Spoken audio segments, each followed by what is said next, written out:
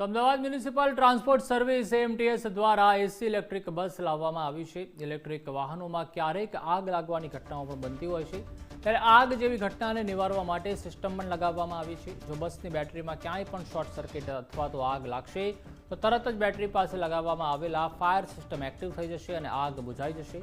નવા લુક અને ફીચર સાથેની ટેકનોલોજીયુક્ત નવી એમટીએસ ઇલેક્ટ્રિક એસી બસ આગામી જાન્યુઆરી મહિનાના પ્રથમ અઠવાડિયામાં જ રોડ પર દોડતી થઈ જશે।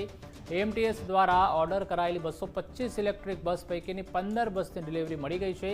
તબક્કાવાર દર મહિને 20 બસ મળતી રહેશે।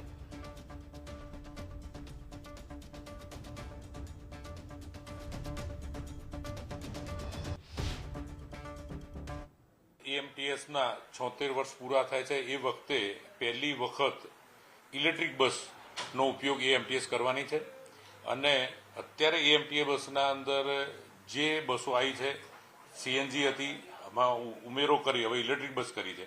ઇલેક્ટ્રિક બસના અંદર નવી સુવિધાઓ સાથેની આ ઇલેક્ટ્રિક બસ છે, જેમ કે ફાયર સેફટી સાથેની છે કે કોઈ બી ફાયરના અંદર થશે તો ઓટો ફાયર એનું પ્રોટેક્શન કરેલું છે।